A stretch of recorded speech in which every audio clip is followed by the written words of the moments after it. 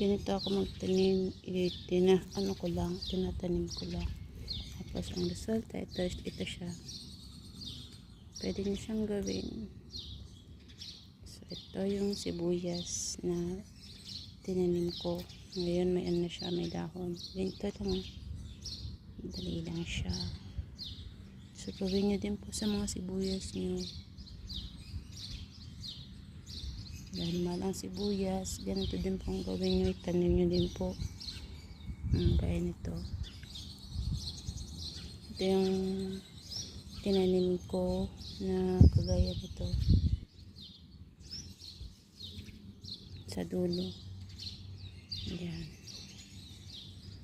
So, tatanim ko naman siya doon sa gilid. Meron akong 3. So, ayan.